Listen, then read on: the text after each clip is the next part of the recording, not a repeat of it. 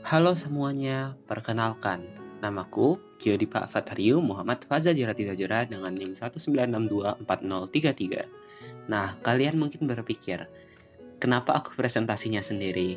Well, sebenarnya itu aku kayaknya salah baca.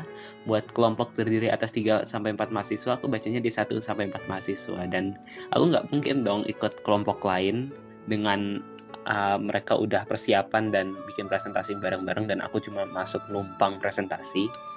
Nah, makanya aku decide untuk membuat kelompok sendiri. Dan nggak apa-apa kok sendiri. Let's just make it work, oke? Pertama aku akan membagi jadi 2 bagian, satu hitam dan satu orange, masing-masing untuk aplikasi yang saya ingin analisis. Lalu saya akan melakukan mitosis dan berubah menjadi 4. Lalu kita akan membagikan ke setiap section 2-2. Dan nah, sekarang udah ada 4 kelompok, ayo kita mulai presentasinya. Selamat menyaksikan. Pertama adalah analisis Opera GX. Nah, apa sih sebenarnya Opera GX ini? Opera GX adalah versi khusus browser Opera yang dibuat pada Juni 2019. Browser ini dilengkapi dengan berbagai macam fitur yang meningkatkan kenyamanan pengguna dalam melakukan browsing baik secara quality of life ataupun secara kesederhanaan browsing. Nah, fitur apa aja sih yang ada di Opera GX? Ada banyak sekali fitur yang dimiliki Opera GX, tetapi yang menjadi fitur utama adalah limiter untuk CPU, RAM, dan network usage yang sudah terintegrasikan dan menjadikan browser ini sangat baik untuk situasi multitasking tanpa mengurangi performa komputer. Nah, sekarang kita masuk ke 10 poin utama desain yang terdiri dari visibility of system status, match between system and real world, user control and freedom, consistency and standards, error prevention, recognition over recall, flexibility and efficiency of use, aesthetic and minimalist design, helps user recognize, diagnose, and recover from errors, and also help and documentation. Nah, pertama-tama kita akan analisis visibility dan sistem statusnya terlebih dahulu. Nah, sejauh ini kami menemukan beberapa penerapan visibility dan sistem status yang termasuk baik. Penunjukan progress bar download, yang sekaligus menunjukkan estimasi waktu dan kecepatan download yang lalu juga diakhiri dengan status akhir download, lalu juga adanya status loading pada masing-masing tab, itu menunjukkan sistem status dan membuat seksi ini menjadi sangat baik. Lalu, selanjutnya ada match between system and real world. Yang ada di match between system and real world yang ada di Opera GX adalah panel GX Cleaner yang berfungsi sebagai pembersih data browser. Fitur ini memiliki simbol layaknya sebuah sapu untuk memudahkan pengguna dengan analogi sapu sebagai pembersih. Lalu juga ada GX Control yang berfungsi sebagai pemantau dan pengontrol utama space yang digunakan oleh browser layaknya RAM, CPU, dan network bandwidth. Fitur ini memiliki simbol speedometer dengan analogi speedometer sebagai pemantau data penting yang sedang terjadi. Lalu kita lanjut dengan user control and freedom. Opera GX memberikan full control yang menambahkan speed dial yang dapat memudahkan pengguna untuk fast travel ke site yang diinginkan melalui satu tombol. Dapat menuju dari yang umum hingga spesifik, Opera GX memberikan full control untuk kemana saja speed dial ini ditujukan. Lalu ada consistency and standards. Sebagai sebuah browser, Opera GX tidak meninggalkan standar penempatan fitur. Letak tabs website, address, dan search bar masih ada di tempat yang sama layaknya browser lain, memudahkan pengguna baru untuk segera adaptasi dengan browser ini. Lalu prevention of errors. Di sini menurut saya, prevention of error Opera GX sudah perfect. Semua tabs yang kita buka akan tersimpan otomatis ke Opera GX, dan saat kita tutup dan buka kembali, tabs yang kita buka sebelumnya akan terbuka secara otomatis. Walaupun begitu, Opera GX tetap tidak menghilangkan pop-up warning jika akan menutup, menghindari terjadinya misklik dan lain hal. Dan jika pun di situasi langka di mana tidak sengaja tetap menutup semua tab, Opera GX tetap menyediakan shortcut Ctrl+Shift+T untuk melakukan restorasi semua tab yang tertutup. Lalu, kita masuk ke recall or recognition. Opera GX memiliki sistem recall dan recognition yang sangat baik. Yang pertama berupa menunjukkan kembali beberapa search terakhir berdasarkan huruf atau beberapa huruf pertama, sekaligus hal lain yang kemungkinan relevan dengan pencarian terakhir.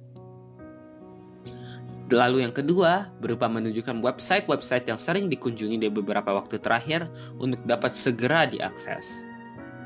Kedua ini membuat point design recognition menjadi sangat baik. Lalu ada estetik dan minimalis. Opera GX memiliki desain yang menurut saya cukup estetik dan minimalis. Tetapi hal ini sangat tergantung pada pengguna. Untuk informasi lebih lanjut akan dijelaskan pada bagian UX, tapi di sini merupakan contoh desain yang ada di Opera GX. Tidak terlalu rame dan tidak terlalu minimal, memberikan informasi yang cukup bagi penggunanya. Lalu ada recognize, diagnose, dan recover. Aspek ini telah dilaksanakan dengan cukup baik oleh Opera GX, menjelaskan secara detail jika terjadi masalah saat browsing terkait dengan apa dan kenapa masalah terjadi. Tetapi Opera GX tidak menyertakan dengan cara menghadapi atau menghandle situasinya dan harus melakukan research sendiri di luar Opera GX. Lalu flexibility dan efficiency. Opera GX memiliki salah satu implementasi flexibility dan efficiency yang terbaik yang pernah saya temui dalam sebuah browser. Dengan tetap adanya kontrol sederhana layaknya cut, copy, and paste, Opera GX memiliki sidebar yang berisi fitur atau aplikasi yang bisa melakukan pop-up dan dapat diakses secara cepat. History, settings, extension, dan lainnya dengan mudah dapat cepat menggunakan sidebar ini. Lalu help dan documentation. Opera GX juga memiliki help dan documentation yang sangat baik. Dengan tersedianya contoh situasi yang sama dan frequently asked questions, pengguna dengan mudah dapat menemukan cara menangani solusi yang sedang ia hadapi. Selain itu, disediakan juga AI chat yang dapat membantu memfilter masalah dan menemukan solusi masalah yang diinginkan. Ditambah lagi dengan report a bug atau issue yang dapat dilakukan jika belum tersedia solusi. Untuk dihubungkan dengan customer service Opera GX secara langsung. Sangat bagus. Nah, untuk semua 10 poin desain sudah dipenuhi, sekarang kita masuk ke pembahasan Opera GX User Experience. Nah, salah satu user experience yang menurut saya bagus di Opera GX adalah modifications.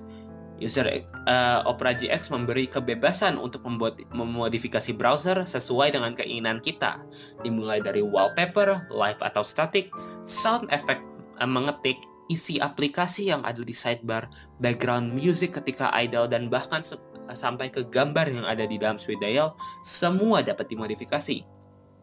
Kenyamanan untuk bekerja atau bermain di browser yang sesuai dengan tema selera pengguna masing-masing sangat dapat di-achieve. Dan jika merasa kesulitan untuk memodifikasi, Opera GX pun juga sudah menyediakan theme store yang berisi sejumlah tema browser yang dapat Anda pilih untuk di-apply ke browser Opera GX-mu dengan sekali klik. Lalu ada game strip. Jika dalam kondisi offline, mungkin kalian pernah memainkan permainan dinosaur yang ada di Chrome. Nah, Opera GX juga memiliki permainan yang similar, tapi di sini memiliki jauh lebih banyak pilihan. Dimulai dari Operius, game menembak target dengan pesawat, sampai ke game pertanian kecil-kecilan yang dapat Anda nikmati. Ini 100 kali lebih baik dan lebih enjoyable daripada game dinosaur yang selalu kita mainkan di browser Chrome.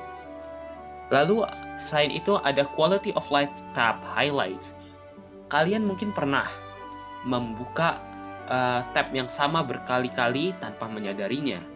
Nah, Opera GX meng-highlight tab yang sama persis agar kalian bisa melihat apakah kalian sudah membuka tab ini sebelumnya. Jika sudah, kalian bisa melakukan reorganizing dan menemukan tab yang kita cari dengan mudah. Nah, tapi ini di highlight bahwa jika dibuka di website yang sama, tetapi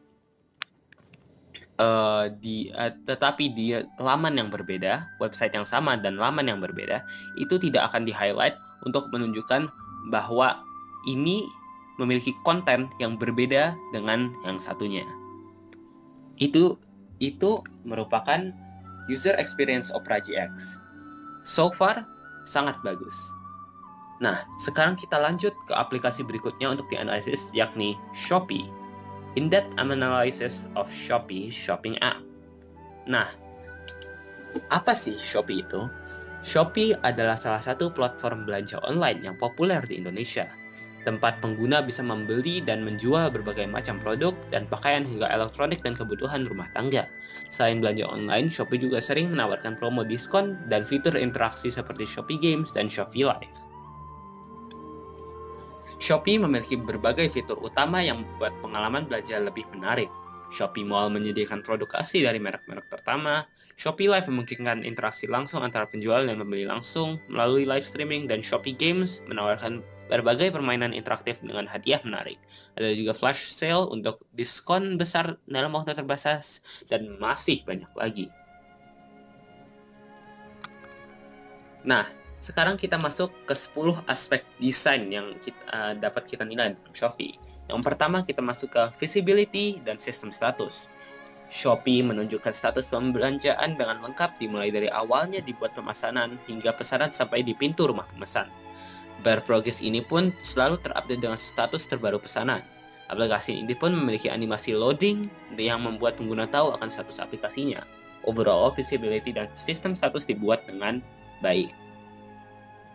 Lalu kita masuk ke match between system and real world. Aspek ini tidak begitu buruk.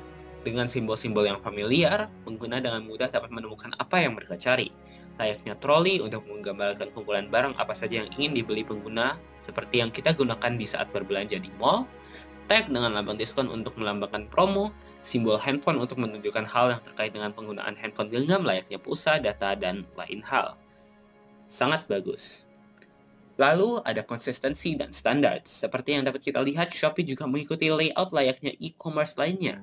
Konsep dengan search bar yang ada di bagian atas, begitu juga dengan keranjang dan chat. Lalu diikuti dengan pilihan-pilihan fitur kategori yang ada di bawahnya. Prevention of error Shopee tergolong baik juga dengan adanya double back button sebelum keluar untuk menghindari terjadinya tertutupnya aplikasi secara tidak sengaja, dan juga adanya opsi cancellation order jika terjadi kesalahan dalam memesan produk atau lain hal. Lalu dilanjut dengan rather than recall, recognition. Shopee juga memiliki kemampuan recognition yang cukup baik, meng-highlight dengan cara menaruh hal terakhir yang kita cari di bagian paling atas, dan membuat algoritma yang mencarikan alternatif lain yang mendekati dan menjadikannya pilihan di bagian ke bawahnya. Bekerja as intended dan cukup baik. Estetik dan minimalis Shopee masih banyak sekali yang perlu diimprove. Dimulai dari kepadatan yang berlebih, terlalu banyak pop-up, penempatan fitur yang berlebih, dan masih banyak hal lainnya. Seharusnya aplikasi ini memberikan space yang cukup antar produk, menempatkan promosi di sebuah side-scrolling placeholder, dan menjadikan sebagai tempat utama untuk news terkait promo dan lain hal. Mengurangi tombol berlebih untuk mengurangi terjadinya misklik, dan juga menghapus pop-up, baik di menu utama atau di bottom bar, agar pengguna dapat mengakses dengan lebih mudah. Flexibility dan efisiensi Shopee pun juga perlu melakukan peningkatan. Penempatan fitur-fitur yang ada kurang optimal, dan terkadang mengakses fitur yang kita mau masih sulit dan tidak efisien karena disembunyikan di balik tombol lihat semua, sementara fitur yang jarang kita butuhkan muncul di bagian yang paling mudah untuk diakses. Sebaiknya Shopee melakukan analisis data akan fitur yang paling sering pengguna gunakan dan menaruhnya di tempat yang paling mudah untuk diakses, atau mungkin membiarkan pengguna untuk memodifikasi penempatan sesuai dengan kebutuhannya masing-masing. Dengan ini, aplikasi Shopee akan lebih efektif dan efisien. Recognize, diagnose, dan recover Shopee dilakukan dengan akurat dan baik. Tidak lupa juga, aplikasi ini memberikan perkiraan penyebab akan masalah dihadapi dan juga cara untuk memperbaikinya, baik dengan cara menunggu, cek koneksi kembali, ataupun cek informasi yang sudah diinput kembali. Overall, efektif, bagus, dan sangat membantu. Mungkin akan lebih baik jika menyediakan tombol jika terjadi kesalahan yang mengirimkan kita ke laman frequently asked questions dan help, tetapi ini saja tetap tergolong baik. Help and documentation. Shopee memiliki aspek help dan documentation yang cukup baik, memiliki frequently asked question dan berbagai bantuan sesuai dengan kategori masing-masing, mulai dari informasi umum hingga belanja dan pembayaran. Shopee juga menyediakan customer service yang siap membantu melalui live agent online. Sangat bagus. Dan ini karena saya terlewat secara tidak sengaja, user control and freedom. Shopee memiliki user control and freedom yang baik dengan adanya filter yang memudahkan pengguna untuk mengurangi opsi yang tidak relevan dan hanya menunjukkan ke yang mereka inginkan, dapat memfilter melalui kategori, harga, lokasi, ulasan, dan lain-lain. Contoh implementasi yang sangat baik. Nah, sekarang kita masuk ke user experience. Dengan satu kata, no. Shopee memiliki overflow of unnecessary information. Navigasi aplikasi sangat sulit dilakukan tanpa misklik dan terlempar ke laman lain. Jika refresh akan selalu muncul pop-up, tidak bisa melihat informasi penting secara jelas. Walaupun kebanyakan memenuhi aspek desain, ketidaknyamanan ini tetap akan menjadi hal utama yang menahan Shopee untuk dapat digunakan dan dinikmati oleh user yang ada. Nah, itu saja semua analisis dari kedua aplikasi tersebut. Yeay, akhirnya kita sudah selesai. Terima kasih banyak untuk telah mendengarkan presentasi saya. Terima kasih. Ya, saya tidak akan lama-lama mengambil waktu kalian. Cepat-cepat istirahat dan semangat untuk pelajaran-pelajaran berikutnya dan kuis-kuis yang ada. Ya deh. Dadah semua.